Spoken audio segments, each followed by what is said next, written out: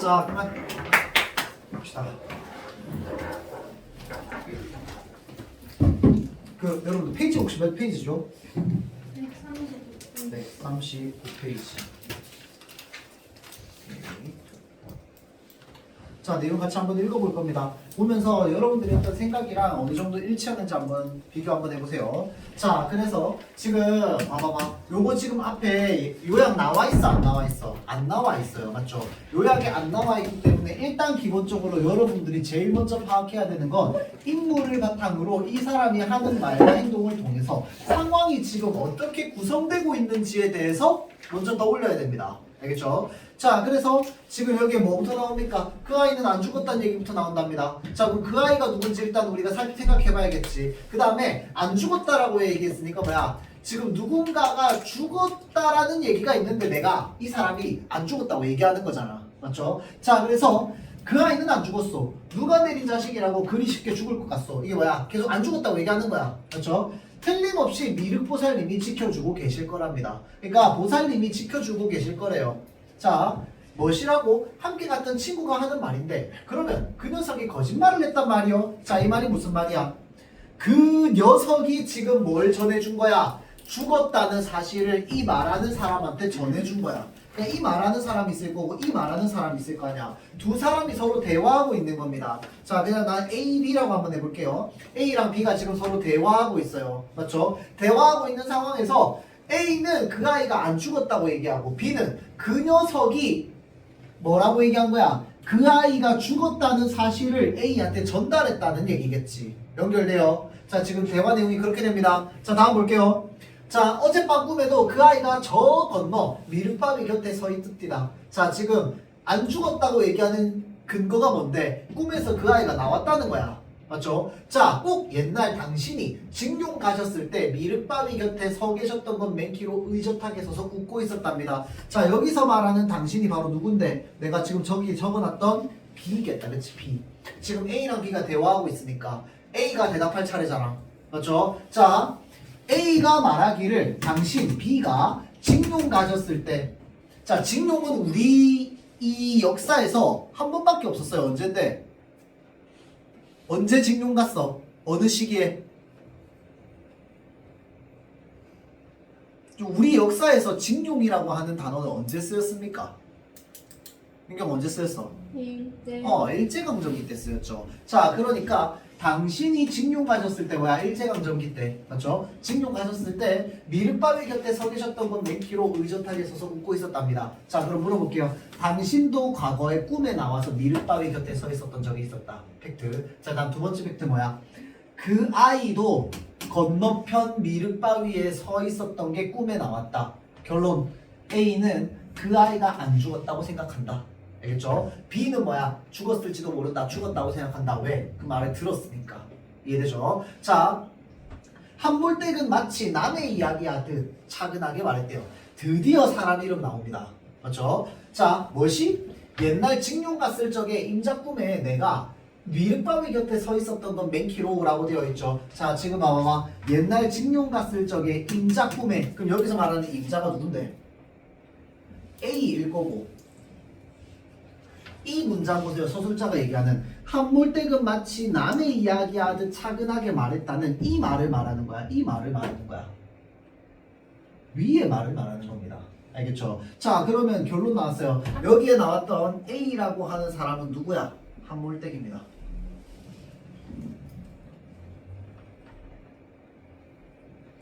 A는 한몰댁이야. 무엇이? 옛날 징용 갔을 적에 이 사람 징용 갔던 사람 B입니다. 맞죠? 자, 그리고 임자라는 표현이 혹시 뭔지 압니까, 여러분들? 임자? 임자 이렇게 부르면 이거는 내 그 부인이나 아니면은 이제 남편을 말하는 겁니다. 맞죠? 결혼한 사람. 자, 그러니까 이 사람 뭐라고 적을 거야? 한몰댁 남편으로 적을 거야? 부인으로 적을 거야? 남편이 되겠죠. 왜? 징용 갔던 사람이라잖아. 맞죠? 자, 그러니까 B는 한몰댁 남편이고요. A는 한몰댁입니다.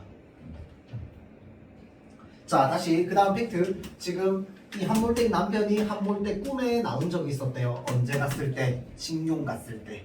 맞죠? 자, 다음 볼게요. 영감은 눈을 꿈뻑이면 이 영감이 누군데? B겠지. 맞죠? 자, 그럼 여기 영감 나왔으니까 하나 더. 영감. 눈을 끔뻑이며 할멈을 건너다 봤대요. 그때 일은 너무도 신통했답니다. 자, 그러면서 지금 뭐 얘기하고 있어? 그때 일을 얘기하고 있습니다. 그럼 여기서 말하는 그때가 언젠데? 징용 갔을 때겠죠. 자, 탄광에서 갱도가 무너져 죽었다고 집에 사망통지서까지 온 영감이 죽지 않고 살아왔다는 것이다. 자, 여기까지 끊고 여기서 우리가 무엇을 추론해 볼 수 있습니까? 자, 징용 갔을 때 한몰댁의 꿈에 남편이 나왔더니 죽은 줄 알고 사망통지서까지 왔던 사람이 죽지 않고 집에 돌아왔다고. 자, 그래서 꿈에 그 아이가 나왔는데 그 아이가 죽었다고 생각한다고? 아니라고 생각한다고? 아니라고 생각한다고. 한몰댁은. 왜? 과거에도 남편이 꿈에 나와서 살아 돌아온 적이 있으니까. 이해되죠? 자, 외정 때, 외정이 뭐예요? 일제강점기. 왜는 일본이잖아. 맞죠? 일본이 정치하던 때 이 말입니다. 자, 그래서 일제강점기 때 북해도 탄광의 징용으로 끌려갔을 때였답니다. 자, 교대를 하러 갱으로 들어가려는데 갑자기 배탈이 났대요. 자, 갱도, 갱이 뭔지 압니까 여러분들? 갱이 뭐야?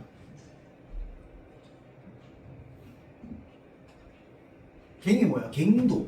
갱도라고도 하고 갱이라고도 하고. 이게 뭔데요? 갱. 모르는구나. 자, 탄광이 뭐 하는 데입니까 여러분들? 석탄 캐는 곳이죠. 석탄 캐려면 어떻게 해야 되냐면 일단 땅이 이렇게 있어요. 일단 어디로 들어가? 지하 깊은 데로 들어갑니다. 아주 깊은 데로 들어가. 자, 그럼 여기에서 또 뭐 해? 구멍을 뚫어요. 길을 뚫어. 그래서 뭐야? 이 무슨 트롤리 같은 거 막 타고 이제 쭉 해가지고 저 안까지 들어갑니다. 저 안까지 들어갈 때 이제 그 다이너마이트 폭탄 가지고 터뜨리고 해가지고 캐서 이제 길 만들어서 들어가죠. 이 길을 뭐라고 하느냐? 갱도라고 합니다. 갱도. 알겠죠? 자, 그래서 이 갱도는요 여기 안에 이제 석탄 캐로 들어가는 완전 땅속입니다. 땅속. 알겠죠? 자, 그니까 지금 탄광의 징용으로 끌려갔잖아. 그러니까 뭐야? 석탄 캐야지. 근데 갱으로 들어가려고 하는데 갑자기 배탈이 났답니다. 자, 그래서 평소 그를 곱게 보던 십장이 한바에서 쉬라고 했대요. 누군지 모르고 어딘지 모르잖아. 이 한바라는 말은 사실은 나 때까지도 좀 쓰던 말인데 요즘 거의 안 쓰죠. 그 이제 막노동하는 사람들 있죠. 그런 사람들 많이 쓰는데 여러분은 몰라도 돼요. 자, 그래서 십장이 한바에서 쉬라고 했답니다. 그럼 쉼터 정도로 생각하면 되겠네. 맞죠? 쉼터에서 쉬라고 했답니다. 자, 그 뒤 1시간도 채 못 되어서 탄광은 수라장이 되고 말았대요. 아수라장이 됐대요. 아수라장이랑 수라장이랑 똑같은 말입니다. 아수라장이 됐대요. 낙반 사고였답니다. 낙반이 뭐야? 집안이 침몰하는 게 낙반입니다. 알겠죠? 낙반 사고였대요. 구조를 하느라 탄광은 벌집을 쑤셔놓은 꼴이었답니다. 자, 그럼 그 말이 무슨 말이야? 자, 지금 탄광이라고 하는 건 이 땅에 구멍 뚫어서 가는 거 아니야? 낙반 사고가 뭐야? 여기서 땅이 우두두두두 무너져 내려가지고 갇히는 겁니다. 다 떨어지는 거야 여기서만. 그게 낙반이야. 맞죠? 자, 낙반 사고가 일어났다고. 그래서 구조를 하느라 탄광은 벌집을 쑤셔놓은 꼴이었답니다. 그러나 갱 사정을 손바닥 보고 알고 있던 영감은, 그러니까 이 영감이 누군데? 갱도 들어가려고 했다가 배탈 나가지고 안 들어간 사람 있었잖아. 그러면 깔렸어 안 깔렸어? 안 깔렸지. 그렇죠? 자, 알고 있던 영감은 그들을 구출할 수 없다는 걸 잘 알고 있었대요. 자, 순간 도망치자라는 생각이 들었답니다. 왜 도망치자는 생각이 드는데 이 사람 탄광에 일하고 싶어서 갔습니까? 아닙니다. 징용으로 끌려간 겁니다. 일제강점기 때. 자, 그러니까 이때다 싶어 도망치자라는 생각이 번개처럼 머리를 스친 겁니다. 자, 그래서 도둑놈은 시끄러울 때가 좋더라고. 도망치기에는 이보다 좋은 기회가 없었다는 거죠. 자, 더구나 자기가 갱 속에 들어가지 않았다는 건 누구만 알고 있어? 십장, 그러니까 팀장이겠죠. 팀장만 알고 있는 거야. 왜? 내가 배 아프다고 얘기한 사람 그 사람밖에 없으니까. 맞죠? 그도 갱 속에 들어갔대요. 그럼 만날 수 있어 없어? 없어. 거의 죽은 거나 마찬가지잖아. 그러니까 내가 어디에 있었는지 증명해 줄 사람이 아무도 없는 거야. 맞죠? 자, 그래서 자기가 없으면 갱에서 죽은 걸로 치부할 게 틀림없었대요. 내가 여기서 도망가면 아마 그냥 나 갱 안에 갇혀서 죽었다고 생각하겠지 라고 하면서 뭐 한 거야? 도망친 거죠. 자, 그래서 주먹을 사려지었답니다. 그러나 탈주는 목숨을 거는 얘기였대요. 잡히면 그대로 총살이었으니까. 일제랑 전쟁때니까. 그렇죠? 광부였지만 전시 동원령에 따라서 끌려왔기 때문에 그들의 탈주도 군인들 탈영하고 똑같이 취급됐답니다. 그렇지만 여기 있으면 자기도 언제 죽을지 몰랐대요. 자, 전시 물자 수급이 딸리자 목표량 채우기에만 눈이 뒤집혀서 안전 따위는 안중에도 없고 몽둥이로 소 몰듯이 몰아치기만 했대요. 그 말이 무슨 말이야? 이 갱도가 사실은 굉장히 위험했던 거야. 안전검사 이런 것도 해야 되는데 그게 아니라 빨리 이래 이러면서 몽둥이 치면서 일만 시켰다는 거야. 맞죠? 자, 그래서 2판 4판이었대요. 예사 때도 지나세나 국리가 그 국리였으므로 이게 무슨 말이냐면 평소에도 하고 있던 맨날 하고 있던 국리가 그 국리였다라고 하는 게 무슨 말이야? 평소에도 계속 뭘 생각하고 있었다? 도망칠 생각하고 있었다고. 평소에도 도망칠 생각하고 있었는데 자, 도망칠 길목은 웬만큼 내가 다 어림잡고 있었다고. 어디로 도망치면 되는지 언젠간 도망칠 거니까. 그렇죠? 자, 밤이 이슥하기를 기다려서 철조망을 뛰어넘었답니다. 도망가는 거죠. 자, 그러니까 당연히 집에는 뭐가 날아와? 사망통지서가 날아와. 왜? 내가 죽은 줄 알 거 아니야. 갱도 안에 들어갔으니까. 들어갔다고 알고 있으니까. 맞죠? 자, 함께 유골이 왔답니다. 나 죽지도 않았는데. 자, 무슨 일인가 하고 나간 시어머니는 그 자리에서 집단 무너지듯 까무러쳤대요. 자, 그럼 여기에서 말하는 시어머니는 누구의 어머니야? 이 영감의 어머니겠지. 한몰댁의 시어머니고. 맞죠? 자, 그러나 한몰댁은 어리벙벙한 표정으로 서 있었답니다.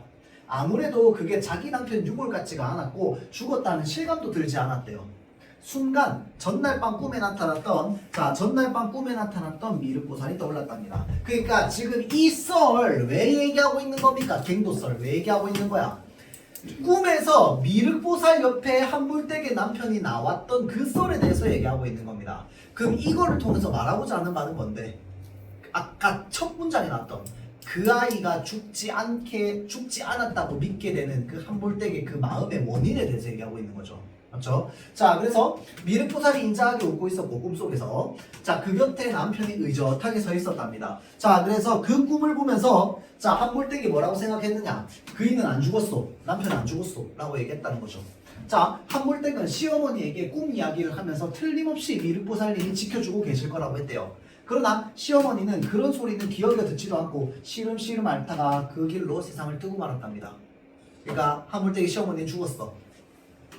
그렇지만 한몰댁은 눈물 한 방울 흘리지 않고 그때까지 그래왔듯이 새벽마다 미륵바위 앞에서 더 정성스레 치성을 드렸다. 치성을 드렸다라고 하는 건 뭐냐면 이제 뭐 소원을 빌었다 정도로 생각하면 됩니다. 그렇죠? 자, 8.15가 되었대요. 광복이잖아.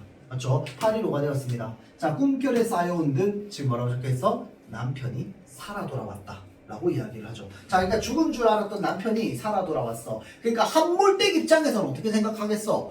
꿈속에 나왔던 남편이 미륵보살 옆에 있었는데 살아 돌아왔단 말이야. 그런데 꿈속에 미륵보살 옆에 그 아이가 나왔어. 그 아이도 살아 돌아올 거라고 믿고 있는 거죠. 근데 이때까지 그 아이가 뭔지 안 나와 있어. 맞죠? 자, 봅시다. 중요한 부분에 한몰영감 내외는요 6.25 때 의용군으로 나간 아들이라고 되어 있죠. 자, 그러니까 그 아이가 바로 누군데? 6.25 전쟁 때 의용군으로 잡혀서 전쟁에 나간 아들이 어디에 있다고 믿는 거야?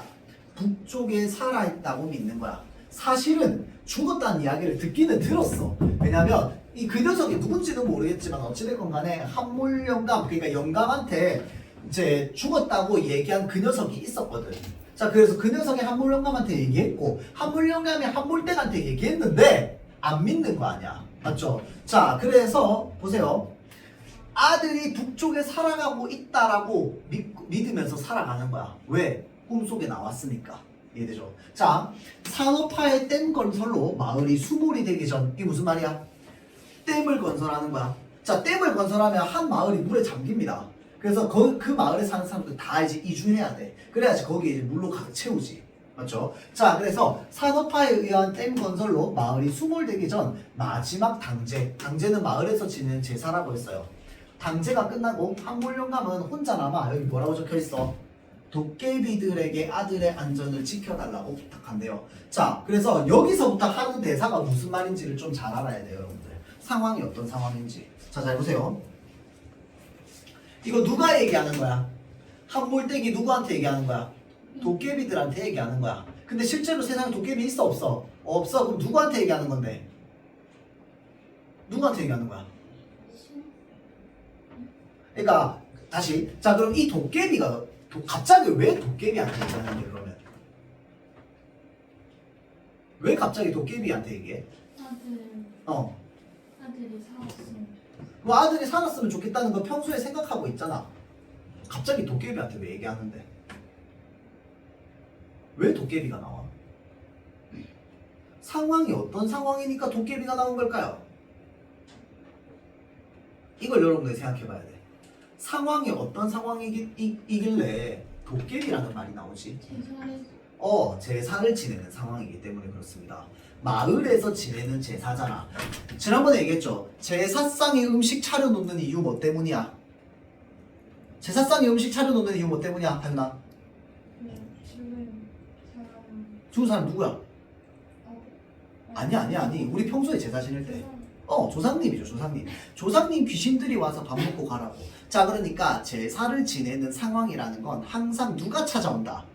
귀신들이 찾아온다고 믿는 게 이제 우리 옛날 사람들의 습성, 그 풍습이었단 말이야. 맞죠? 자, 그러니까 제사를 지내는 상황이니까 귀신들이 올 거고 그 귀신들한테 우리가 제사를 열심히 대접했으니 우리한테 좀 잘 좀 살 수 있게 해달라고 도와달라고 얘기하는데 그 내용으로 뭘 얘기하고 있는 거야? 북쪽에 있는 아들한테 내 말 좀 전달해달라고 얘기하고 있는 겁니다. 알겠죠? 자, 그래서 볼게요. 자네들 사는 길속을 내가 몰라서 하는 말인데 이 자네가 누군데? 지금 이 제사 지낼 때 온 귀신들한테 얘기하는 겁니다. 알겠죠? 자, 만당간에 그런 일이 있으면 우리 집 녀석한테 전할 방도를 한번 생각해보게. 천행, 하늘의 행운으로 그런 방도가 있거든. 그 녀석한테 이렇게 쪽간 전해주게. 자, 자네 부모들은 둘 다 무탈하니까, 자네 부모는 둘 다 무사하니까 그것은 하나도 걱정 말고 혹시라도 그쪽은 어디야? 북한이겠다. 그쵸? 북쪽에서 간첩으로 내려가라고 하더거든. 죽으면 거기서 죽지 간첩으로는 절대 내려오지 말라고 전해달라. 이게 뭐야? 왜 이렇게 얘기하는데? 간첩으로 괜히 나만 내려왔다가 죽을 수도 있잖아. 그러니까 내 아들이 걱정되니까 혹시 귀신들한테 내 아들이 거기 살고 있다면 뭐라고 얘기하는 거야? 남한으로 절대 내려올 생각하지 말고 계속 거기서 안전하게 살아라 라고 얘기를 하는 거죠.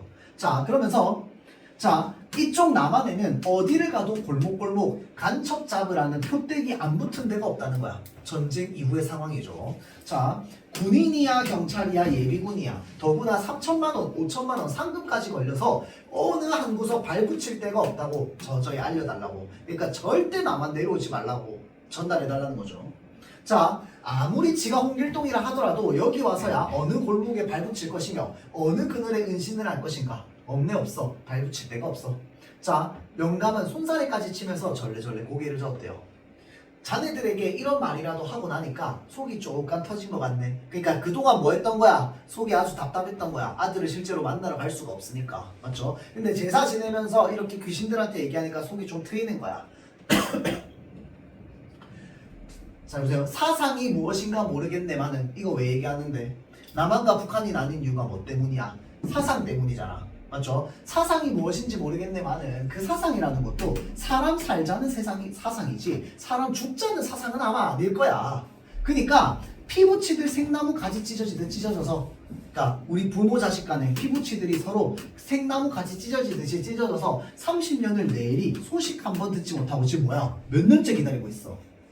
30년째 기다리고 있는 겁니다. 아들을 이해되죠? 자, 소식 한 번 듣지 못하고 산대서야 그것이 제대로 된 사상이겠냐? 아무리 이빨감시로 총 겨누고 있어도 이 꼴이라면 이제는 피차에 조금 이제 가족들 서로 만나게 해주지 라고 얘기하는 거죠. 자, 그러면서 영감은 말을 또 끝인데요. 저쪽에서 플래시불이 나타났답니다. 서울서 밤차를 타고 온 사람들 같았대요. 아이고 사람이 오네. 나 가야겠네. 그러면 돌아온 한식날 보세. 혹시 압니까 여러분들? 그때는 왜 세시풍속이라 그래가지고 뭐 단오, 한식, 그 다음에 뭐 중량절 이럴 때마다 매번 마을에서 제사를 지냈습니다. 초등학교 3학년 때 배웠는데. 자, 하여튼 영감은 담배꽁초를 지리겨 끄고 부랴부랴 동네로 내놨는데요. 이듬해 봄부터 댐이 물이 차기 시작했답니다. 이제 그러면 이 마을에 살고 있는 사람들은 어떻게 해야 돼? 떠나가야 돼. 맞죠? 떠나가야 돼. 산 중턱까지 물이 찬 댐은 물빛이 유난히 푸르렀대요. 멀리 바다로 날아가던 물새들도 푸른 물빛에 끌려서 여기까지 내려앉아서 자백질을 하다 떠나고, 자, 하늘에 떠있는 흰구름도 제 아름다운 자태를 수면에 비춰보면서 한가롭게 멈춰있기도 했었대요. 자, 감내골 가는 장부목재 잿길은 재를 넘어, 여기서 말하는 재가 뭐냐면 여러분들 언덕입니다. 언덕. 언덕을 재라고 하거든요.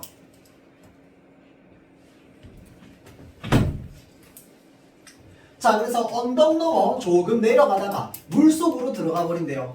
동네가 없어졌으므로 댐을 막은 뒤부터 이 길을 다니는 사람은 거의 없었답니다. 자, 그러니까 물로 막았으니까 이 동네 이제 완전히 어떻게 됐어? 삭제됐습니다. 지도에서 물로 덮였어. 자, 이따금 극선스런 낚시꾼들이나 바쁜 걸음을 칠 뿐이었대요. 새벽 장군들처럼 바삐 나대던 낚시꾼들은 느닷없이 앞을 가로막는 큼직한 안내판 앞에 우뚝 걸음을 멈춘답니다. 관광지 안내판 크기의 이 안내판을 읽고 난 낚시꾼들은 어리둥절한 표정으로 고개를 갸웃거리다가 눈을 옆으로 돌린대요. 거기에 뭐가 있답니까? 오두막집이 하나 있답니다. 그러니까 안내판을 보고 나서 오두막집을 본대요. 그곳에 온 사람들은. 무슨 말이야? 지금 상황이 따지면 어떻게 돼? 자, 그러니까 동네가 이렇게 돼 있는 거야. 자, 그래서 여기 지역은 지금 벌써 물에 다 찼어. 그리고 여기에 이렇게 길이 나 있어요. 그리고 여기에 오두막집이 이렇게 하나 있답니다. 자, 사람들이 여기 가다가 여기서 안내판 큰 걸 하나 보는 거야. 집보다 큰 안내판이. 안내판 이렇게 보는 거야. 안내판을 보면서 뭐 하는 거야? 저기 집이 있나? 라고 하면서 이렇게 오두막집을 보는 거죠. 여기는 전부 뭐야? 지금 물에 다 잠겼어. 이해돼요? 상황이 이런 상황. 자, 쌀이나무 울타리가 가지런하고 마당이며 토방이 여간 정갈하지 않았대요. 자, 가지런하게 되어 있고요. 정갈하게 되어 있답니다. 자, 이게 뭘 말하는 걸까요? 가지런하고 정갈하다가 뭘 나타내는 장면일까요? 이 오두막집에 뭘 하고 있다? 사람이 살고 있음 을 나타내는 겁니다. 그러니까 가지런할 정도로 매일매일 관리했다는 거야.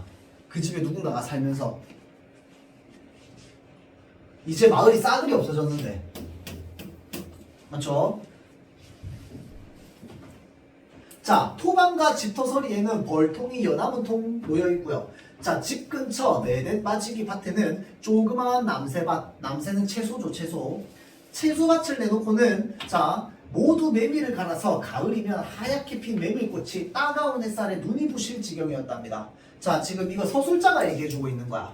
자, 서술자가 어떻게 얘기해주고 있어? 지금 여기 집에 밭을 꾸미고 있는데 밭이 아주 눈부실 정도로 예쁘다고, 정갈하게 잘 관리가 되어 있다고. 자, 갈 길이 바쁜 낚시꾼들이지만 이 집을 보고 나면 고개를 갸웃거리다가 다시 안내판으로 눈이 갔대요. 자, 안내판 한쪽 귀퉁이에는 호롱불이 걸려서 위쪽이 시커멓게 그을려있고, 자, 그 곁에는 끄트머리에 창의비라고 하는 비석이 하나 써있답니다. 자, 그래서 비석에 뭐라고 적혀있느냐? 이 제 너머에 있던 감내골 동네는 저수지 댐을 막아서 한 집도 없이 모두 다 없어져 불고, 거기 살던 부님이 엄에 한몰댁하고 아베 한몰영감은 이 집서 산다. 부님이 아베의 이름은 김진구다. 이렇게 되어 있어요. 이게 지금 무슨 말이야? 자, 여기 안내판에 그렇게 적혀 있다는 거 아니야? 방금 그 내용처럼. 그러니까 지금 한몰영감 댁은 이 마을을 벗어날 수 있어? 없어? 없어. 왜 벗어날 수 없는데? 아들을 기다려요. 그렇지. 아들이 살아있다고 믿기 때문에 여기를 떠날 수 있어? 없어? 없는 거야. 이해되죠? 아들을 여전히 기다리고 있는 모습인데, 그 여전히 기다리고 있는 모습을 소설 속에서 어떻게 그려내고 있어? 봐봐. 그 사람이 살고 있는 그 집이 눈이 부실 지경이라며. 뭐야? 아주 따뜻하고 아름답게 그려내고 있는 거지. 이해돼요? 자, 그러니까 여기에 지금 그렇게 정갈하게 밭을 꾸며놓고 여전히 몇십 년째 뭐하고 있다? 아들을 기다리며 살고 있는 노부부가 있다 라고 하는 게 지금 이 소설의 내용이겠지. 이해돼요? 자, 그래서 요렇게 우리가 읽어주면 좋겠다. 자, 그러면 기억 한번 봅시다.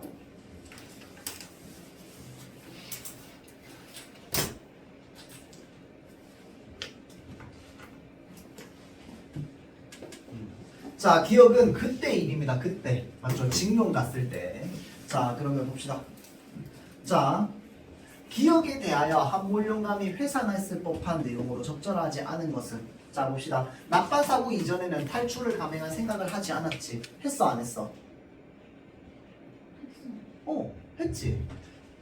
맨날 하던 궁리가 그 궁리라고 적혀 있잖아. 기억나죠? 자, 맨날 하던 궁리가 뭐였어? 탈출할 궁리였습니다. 그래서 미리 뭐까지 생각해놨어? 철조망 건너가가지고 어디로 가야 될지까지 미리 다 생각해놨다고. 그래서 실제로 탈출을 막 할 때 철조망 넘어서 바로 뛰어나간 거잖아. 맞죠? 자, 그래서 그전에도 탈출을 감행할 생각이 있었습니다. 알겠죠? 자, 다음.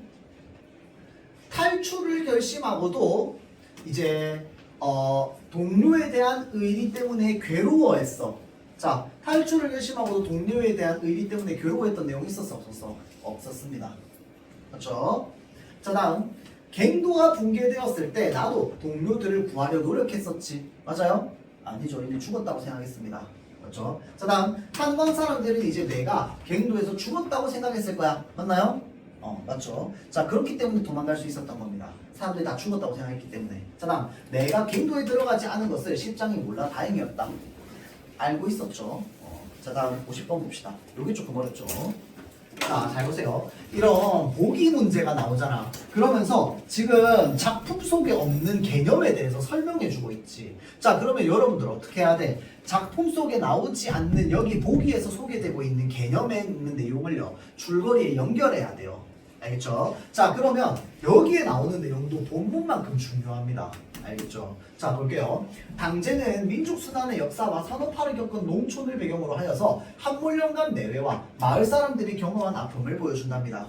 자, 아래와 같이 이 작품의 두 축은 역사와 신앙으로 초월적 세계에 대한 믿음을 통해서 현실의 문제들을 해결하고자 하는 사람들의 모습이 드러난대요. 자, 그래서 미륵바위는 개개인이 초월적 세계를 향해서 직접적으로 기원, 바랄 수 있는 대상이고, 마을 신에게 제사를 지내는 당제는 두 세계를 매개하는, 이어주는, 초월적 세계랑 이어주는 의식이랍니다. 자, 그래서 도깨비는 이 두 세계의 매개자로서, 연결해주는 사람으로서 마을 사람들의 일상과 함께한답니다. 이처럼 소설은 현실의 삶이 초월적 세계와의 교류를 통해서 지탱되고 이어져감을 보여주고 있어요. 자, 그럼 요거 하나 물어봅시다. 초월적 세계라는 말이 여러분들 나중에 고전소설 읽으면 되게 많이 나옵니다. 초월적 세계가 뭔데? 초월적 세계가 뭐야? 자, 그럼 초월적 세계는 실제로 있는 세계야? 아닙니다. 맞죠? 초월적 세계는 뭡니까? 이 세계가 아니고 어떤 신비의 다른 세계라고 생각하면 돼요. 그래서 왜 우리 어렸을 때 전래동화 같은 거 읽으면 왜 용궁에서 신하가 와가지고 막 그 거북이 타고 용궁 내려가고 뭐 이런 얘기 있잖아. 그쵸? 그 용궁이라고 하는 공간이 바로 뭔데? 초월적 세계죠. 실제로 없잖아. 맞죠? 그런 것도 있고요. 또 뭐도 있어? 막 무슨 신비스러운 무릉도원으로 들어간다. 무릉도원 실제로 있어 없어? 없어. 맞죠? 자, 그래서 그런 것들.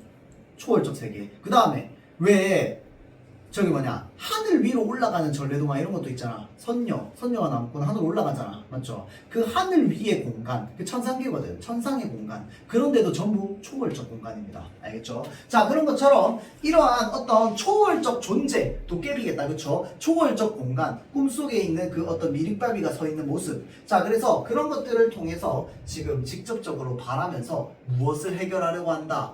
현실의 문제를 해결하려고 한다. 라는 거야. 알겠죠? 자, 그러면 봅시다.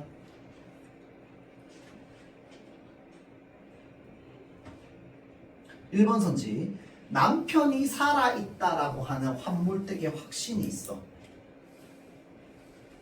잘 보세요. 남편이 살아있다라고 하는 환몰댁의 확신은요, 꿈속에 나왔다, 그치? 꿈속에 나와서 살았다고 믿은 거잖아. 맞죠? 꿈이 소망을 이루어 주어서 초월적 세계를 구현한다는 믿음에서 비롯된 것이겠군이라고 되어 있어요. 자, 물어볼게요. 구현이 무슨 말이야? 구현. 실전 이런 뭘까요? 구현. 비슷해요. 좀 더 구체적으로. 구현. 자, 구현할 때 현이라고 하면 일단 기본적으로 뭐에 보여야 되게요?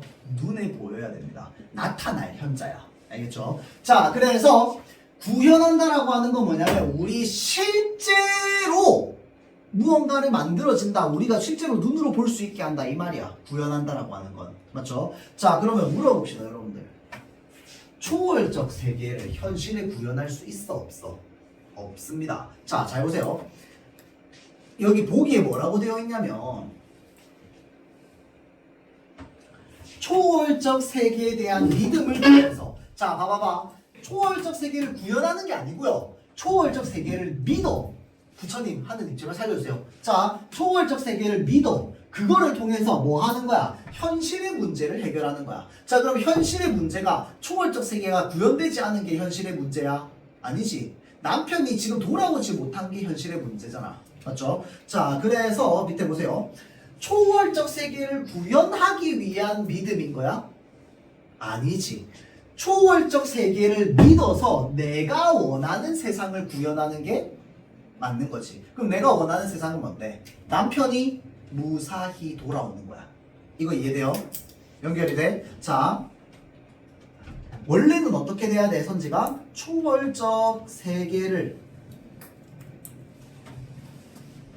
믿어.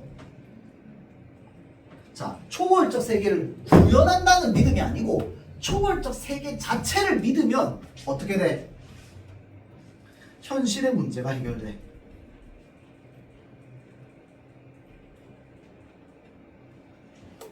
현실의 문제가 해결되는 게 뭔데?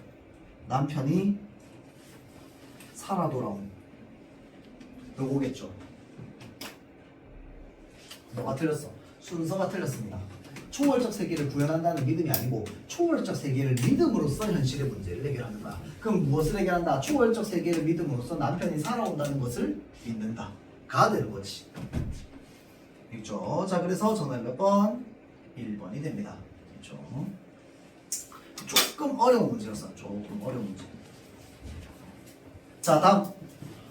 이제 저기 뭐냐, 맨 앞에 목차 부분 봅시다.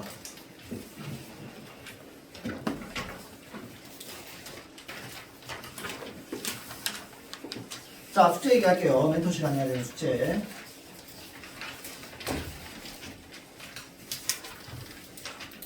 자, 아까 봤던 성탄제 수입 비밀이 있었다, 그쵸? 자, 요거 1월 17일 숙제 멘토 시간에 하면 됩니다. 자, 그 다음 아까 읽었던 소설 어디 갔냐? 당제 요거 1월 17일 숙제. 요것도 남은 문제 하나 있었다, 그쵸? 그거 멘토 시간 해결. 자, 그 다음 유민탄. 요거 여러분들 어렵습니다. 요거는 설명 듣고도 이해 잘 안 될 수 있으니까 꼼꼼히 물어보세요. 자, 요것도 1월 17일 숙제고요. 자, 설명 듣기. 멘토 선생님한테 설명 듣고 보세요. 멘토 선생님 와가지고 뭐 해야 되냐? 라고 물어보면 요거 얘기하면 됩니다.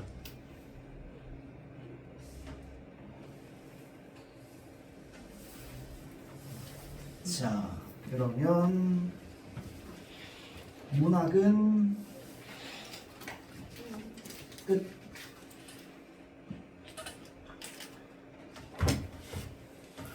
자, 그 다음 독서.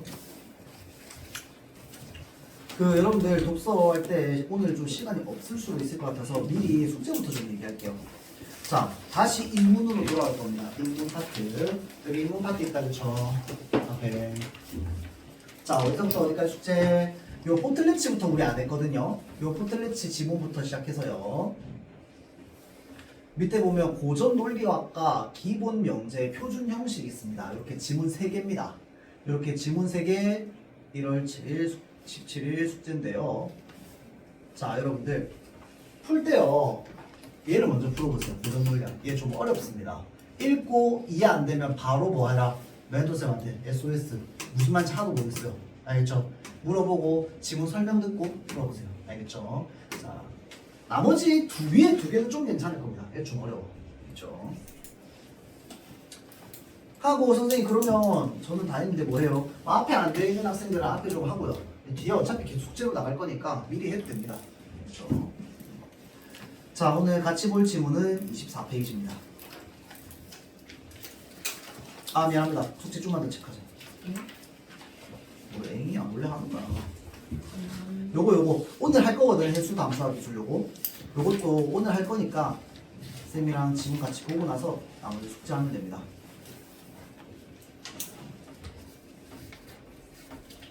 어차피 오늘 지문 같이 볼 거니까.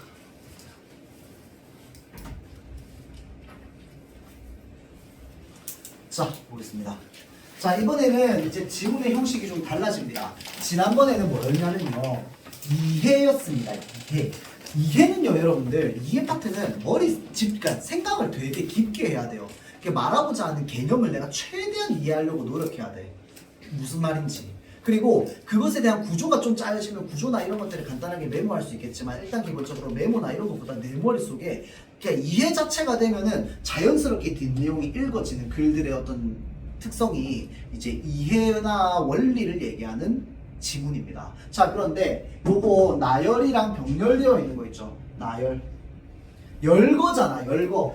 하나, 둘, 셋, 넷. 열거 하는 거. 맞죠? 자, 이런 열거 같은 경우는요, 웬만하면 체크를 좀 해놓는 게 좋습니다. 지문에 체크를 하든 옆에다 메모를 간단하게 뭐 첫 글자만 따가지고 메모를 하든. 왜냐면 종류가 여러 개 나오면요, 내용은 이해가 됐어. 내용은 쉽거든. 종류가 여러 개 나오면 내용은 쉬워져. 왜냐면 쓸 수 있는 문장 수가 작으니까.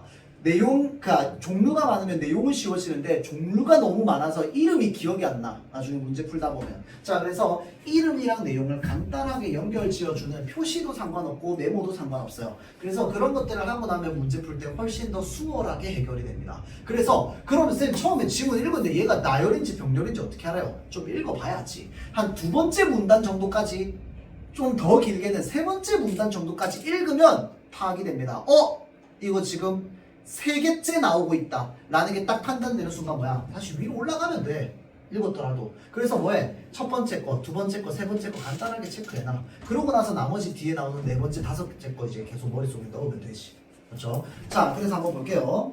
요거는요, 뭐 개수는 많이 안 나옵니다. 지금 두 개나만 나올 거예요. 자, 봅시다. 어떤 내용인지. 과학입니다. 자, 최근 인구 증가와 기후 변화로 전 세계적인 물 부족 현상이 발생하고 있답니다. 물 부족 얘기하고 있네. 물과 관련된 건가 봐. 지구상에는 존재하는 물의 대부분은 해수랍니다. 해수는 바닷물이다. 그쵸? 자, 지구상에 있는 물의 대부분은 바닷물이래요. 이거 우리 다 알고 있다. 그치? 자, 염분이 없는 물인 담수. 아, 담수를 뭐라고 해요? 염분이 없는 물. 그 말은 무슨 말이야? 지구상에 있는 물 중에서 바닷물 뺀 거. 맞죠? 바닷물이 아닌 물을 담수라고 하나 봐.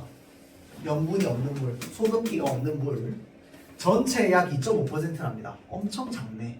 맞죠? 자, 담수 중에서도 빙하, 지하수를 제외하고 나면 인간이 손쉽게 활용할 수 있는 것은 물의 총량 중 극히 일부에 지나지 않는데요.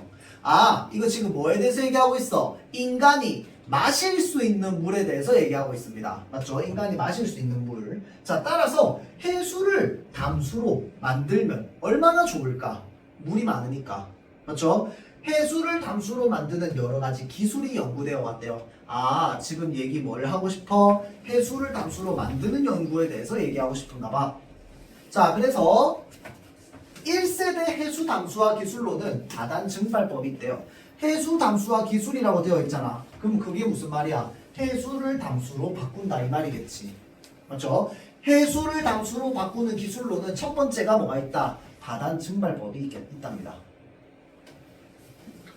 자, 이는 물의 상변화 원리를, 상변화 여러분들 혹시 학교에서 배웠나요? 상변화. 단어 자체는 안 배웠지. 근데 구조는 배웠을걸? 액체가 기체되고, 고체가 액체로 녹고, 그 다음에 액체가 이제 기화되는 거. 그 여러분들 뭐, 와, 갑자기 기억이 안 나지. 나 이거 큰일 났다. 뭐라? 응고, 승화, 기화, 맞죠? 기억납니까? 그런 것들이 전부 뭐야? 상이 변화한다 이 말이거든. 야, 원래 만들어져 있던 상이 변화한다. 왜 상이 변화하는데? 정해져 있던 분자 구조가 깨지면서 이제 상이 변화하죠. 맞죠? 자, 그래서 상 변화 원리를 이용한 것으로 가열된 해수를 수증기로 변화시킨답니다. 아!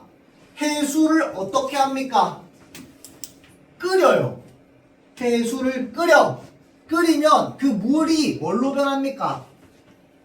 수증기로 변화시켜서 응축한답니다.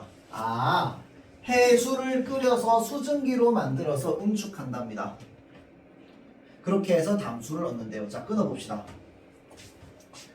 담수는 뭐가 없는 걸 담수라고 합니까? 소금기가 없는 걸 담수라고 합니다. 자, 해수를 끓이면 소금기가 날아가요? 그럼 소금기가 왜 없는데 담수가?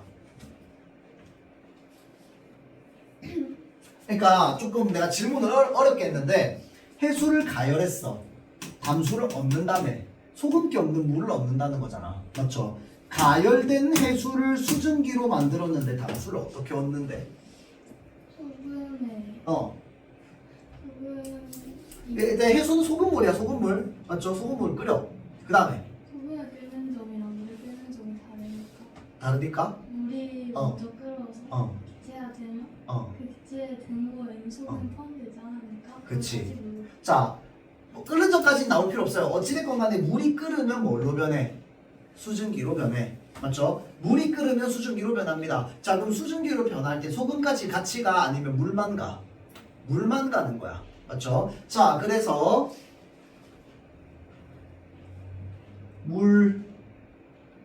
불 끓여. 얘가 점점 끓어. 수증기가 올라가. 자, 근데 수증기가 올라가는데 물을 어떻게 만드는데요? 혹시 압니까? 다시 냉각해. 맞아요. 다시 냉각하는 겁니다. 그래서 보통 어떤 식으로 많이 하냐면요. 이거는 여러분들 그냥 상식적으로 좀 알아두면 좋아요. 자, 불을 끓여. 그러면 얘가 물이 팔팔팔팔 끓어. 물이 팔팔팔팔 끓으면 연기가 올라가. 그 수증기잖아. 맞지? 자, 수증기가 쭉 올라가. 여기에 뭐 하나 갖다 놔? 아이스 철판 하나 갖다 놔. 차가운 철판 하나 갖다 놔요. 그러면 쭉 올라가다가 차가운 철판을 만나자마자 여기에 뭐가 생깁니까? 물방울들이 맺히죠. 자, 그래서 이 물방울 미끄럼틀을 하나 만들어놔. 물방울이 쭉 이렇게 내려옵니다. 자, 그러면 여기에는 뭐가 없는 물을 얻을 수 있어? 소금이 없는 물을 얻을 수 있지. 맞죠? 술을 만드는 원리도 이런 식으로 만들죠. 그 다음에 이렇게 만들어진 물을 우리가 보통 증류수라고 합니다.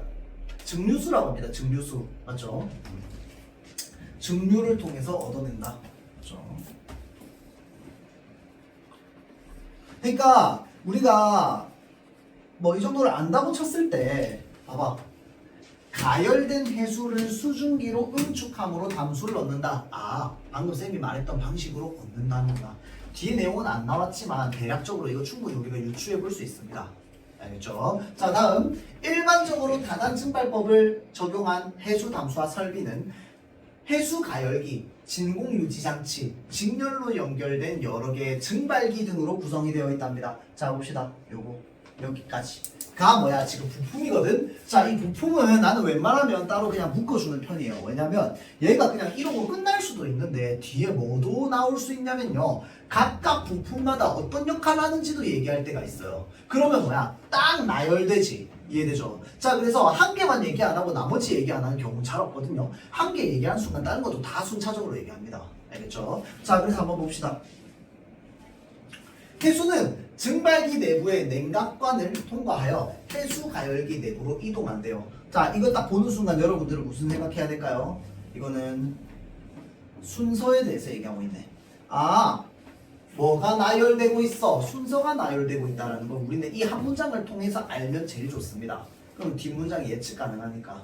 그렇죠? 자, 얘네로 구성된 다음에 그러고 나서 해수는 증발기 내부의 냉각관을 통과하여 해수 가열기 내부로 이동한답니다. 그럼 이제 이 순서 그 다음은 어떻게 되겠어? 해수 가열기는 고온의 증기로 해수의 온도를 해수에 끓는 점이 110도 이상까지 높이는 역할을 한답니다. 자, 이렇게 지금 하나하나 하면서 자, 해수 가열기의 역할 얘기하고 있고요. 자, 그 다음에 고온의 증기로 해수의 온도를 해수에 끓는 점에 110도 이상까지 높이는 역할을 한다. 이거는 가열기가 하는 역할이네. 맞죠? 자, 다음 가열된 해수는 앞서 통과한 증발기들의 하부를 역순으로 통과한답니다. 자, 앞서 통과한 증발기들의 하부를 역순으로 거꾸로 다시 돌아온대요.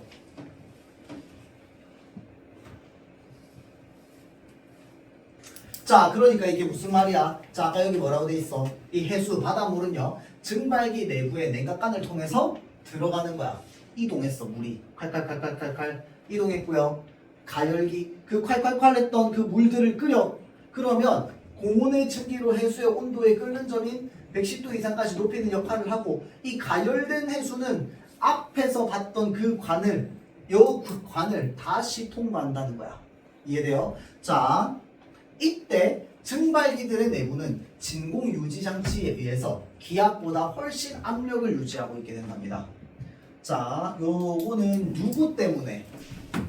진공 유지 장치의 역할이죠. 맞죠? 진공 유지 장치의 역할 때문에 훨씬 낮은 압력을, 기압보다 낮은 압력을 유지하고 있대요.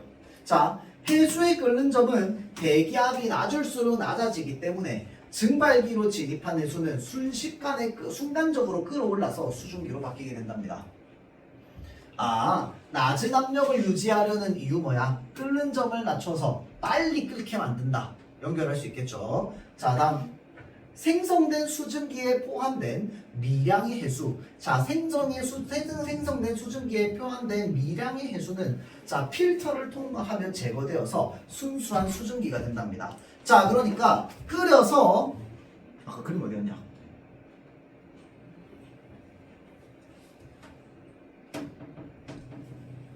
자, 불로 끓여 수증기가 올라갑니다. 맞죠? 수증기가 올라가는데 얘가 그냥 올라가는 게 아니라 또 뭐도 거친대요? 필터를 하나 걸치고 올라간대요. 거치고. 맞죠?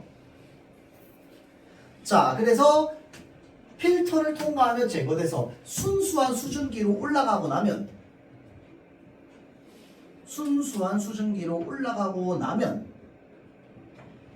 설비 바깥으로 빠져나간답니다.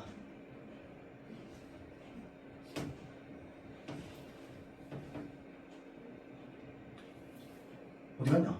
설비 밖으로 빠져나간답니다. 필터를 통과하고 나서 순수하게 깨끗한 상태가 되어서.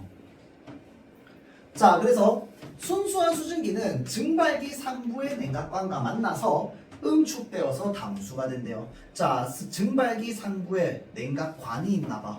자, 거기에서 응축돼가지고 담수가 된대요.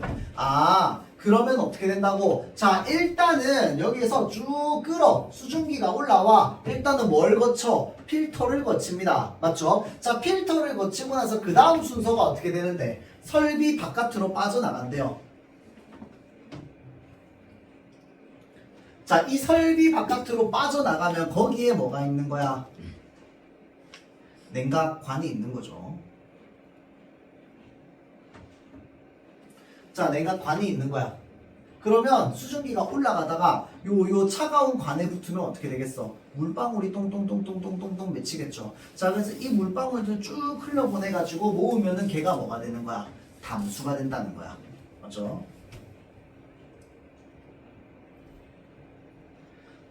해수는 증발기들을 거칠수록 염분 농도는 높아지고, 이거 당연한 거야. 왜 그런데? 증발기들을 거칠수록 점점점 뭐야? 남아있는 물의 양은 작을 거 아니야. 맞죠? 자, 그러니까 염분 농도는 높아지고 온도는 계속 낮아진대요. 하지만 증발기들의 내부 압력 동안 설비 끝으로 갈수록 더 낮아지기 때문에 자, 마지막 증발기까지 담수가 계속 생성된답니다. 자, 그러니까 아까 기압 얘기 나왔는데 기압의 역할이 뭐예요? 끓는 점. 끓는 점을 낮추는 겁니다. 맞죠? 자, 그래서 증발기들의 내부 압력, 기압을 낮춰서 끓는 점을 자꾸 낮춰가지고 어떻게든 남아있는 물기까지 싹 다 뭐 해버리는 거야? 다 끓여가지고 다 저기 수증기로 보내버리는 겁니다. 다단 증발법은 해수를 끓여서 수증기만 얻는 방식이므로 해수의 수질 조건에 큰 영향을 받지 않습니다. 맞죠? 자, 그러니까 이 해수가 좀 더러워도 괜찮아. 왜? 얘를 끓이면 수증기만 우리가 받아가는 거거든. 어차피 더러운 건 여기 그대로 남아있을 거야. 맞죠? 그러니까 얘 별로 안 깨끗해도 됩니다, 물이. 맞죠? 자, 그래서 그러한 장점이 있겠네요. 자, 그 다음에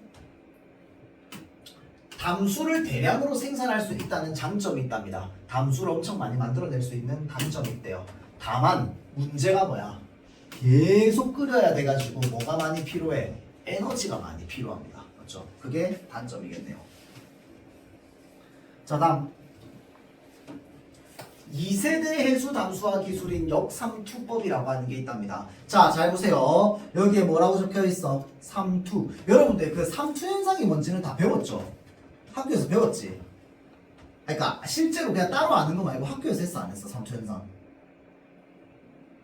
학교에서는 아직 안 했어? 아, 진짜? 안 했어요? 아, 그냥 물어보는 거야. 나 몰라서 물어보는 거야. 학교 과학 시간에 삼투 현상 배운 적 없어요? 아, 오케이, 알겠습니다. 자, 그러면 삼투 현상이 뭡니까?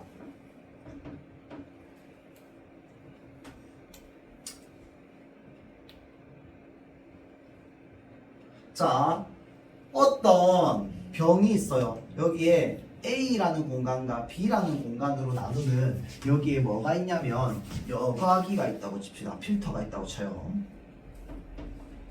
자, 물이 원래 농도가 똑같았는데 소금을요, 여기는 농도를 좀 높게 할 거야. 여기는 농도를 좀 낮게 할 거야. 자, 그러면 이 농도가 높은, 소금 농도가 높은 물이 있고 소금 농도가 낮은 물이 있어요. 그게 지금 여과기로 이렇게 필터로 나눠져 있단 말이야. 맞죠? 자, 그러면 이 농도 차에 의해서 이 물들은 항상 물들이나 뭐 어떤 물체가 이렇게 왔다 있으면요, 서로 농도가 다를 때 어떻게 됩니까? 같아지려고 노력합니다. 맞죠? 같아지려고 노력해요. 자, 그럼 같아지려고 노력하기 위해서 어떻게 합니까? 이 안에서 물질이 이동하기 시작합니다. 이해돼요? 자, 그래서 어디에서 어디로 물질이 이동합니다. 자, 그러면 두 개의 농도를 좀 낮추기 위해서는 어떻게 해야 될까요? 물들이 일단 섞여야겠지, 맞죠? 자, 섞여야 되는데 예를 들어서 여기가 농도가 낮고 여기가 농도가 높아. 그러면 일단 기본적으로 여기에 있는 물이 어디로 흘러가게 될까요? 여기로 흘러가게 됩니다. 같아지게끔. 이해되죠? 자, 그래서 잘 보세요. 뭐가 있을까? 삼투현상. 여러분들 김장하는 거 본 적 있어요? 참, 그림을 못 그리니까. 자, 참고로 배추입니다. 배추. 알겠죠? 자, 이거 배추야. 김치야. 알겠죠? 자, 우리가 김장을 할 건데 김장을 하려면 뭐 이렇게 놀래지? 자, 배추야. 알겠죠? 자, 배추인데 배추 일단은 김치 담그기 전에 얘네 뭐부터 합니까?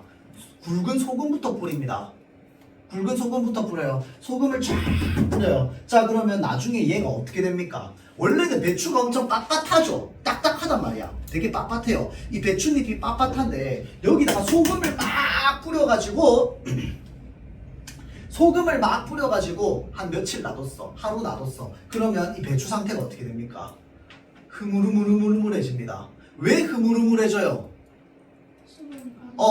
배추 속에 있는 수분이 바깥으로 빠지기 때문에 그렇습니다. 왜 그런데? 자, 배추의 표면에 내가 뭘 뿌려놨어? 소금들을 막 뿌려놨단 말이야. 자, 그런데 배추 안에도 수분을 가지고 있을 거 아니야. 배추 자체가 가지고 있는 수분이 있을 거 아니야. 자, 배추 자체가 가지고 있는 수분에 지금 바깥에는 소금들이 막 이렇게 있단 말이야. 이 염도가 안 맞아, 농도가. 자, 그래서 어떻게 됩니까? 배추 몸 안에 있는 물이 바깥으로 계속 빠져나가요. 맞추기 위해서. 이해되죠? 그러니까 배추 안에서 물기가 다 빠져가지고 이렇게 흐물흐물해지는 거야. 그 상태로 우리가 김치를 담그는 거죠. 이해돼요? 자, 배추에다가 처음에 소금을 뿌려놓는 건 간을 하기 위해서 뿌려놓는 게 아닙니다. 물기를 제거하기 위해서입니다. 물기를 제거하기 위해서. 알겠죠? 자, 그래서 항상 농도가 높은 무언가가 있으면 뭘 한다? 얘가 물을 좀 가져갑니다. 농도를 맞추기 위해서. 옆에 있는 애라고. 알겠죠? 자, 그래서 이거를 우리가 뭐라고 하냐면 삼투현상이라고 하거든. 참 큰일 났네. 삼투현상 모를 줄 몰랐다. 자, 삼투현상이라고 합니다. 자, 삼투현상이라고 하는데 여기에 뭐라고 적혀 있어? 뭐라고 적혀 있어요? 여기라고 적혀 있어요. 여기 무슨 말이야? 거꾸로 이 말이잖아. 거꾸로. 자, 그러면 뭐야? 삼투현상이 어떻게 일어난다? 거꾸로 일어난다 이 말이야. 삼투현상을 거꾸로 이용해서 무엇을 만들어낸다? 담수를 만들어낸다. 가 목적이 되겠지. 이해돼요? 자, 그래서 여기 나와 있는 부분은요. 그 내용이 나와 있습니다. 자, 그래서 요거 사실은 쌤이 미안합니다. 자, 삼투현상 알고 있는 배운 줄 알았어요. 3학년 때. 2학년 때. 자, 그래서 요거 여러분들 읽고 만약에 이해 안 되잖아요. 그러면 그 멘토 시간에 질문 좀 해주세요. 알겠죠? 근데 아까 쌤이 얘기했듯이 이 삼투 현상을 거꾸로 어떻게 이용하는지만 여러분들이 이해가 되면은 문제가 쉽게 좀 해결이 될 겁니다. 알겠죠? 자, 요거 여러분들 질문 읽고 문제 한번 좀 풀어볼 수 있도록 해보세요. 알겠죠? 마치도록 할게요.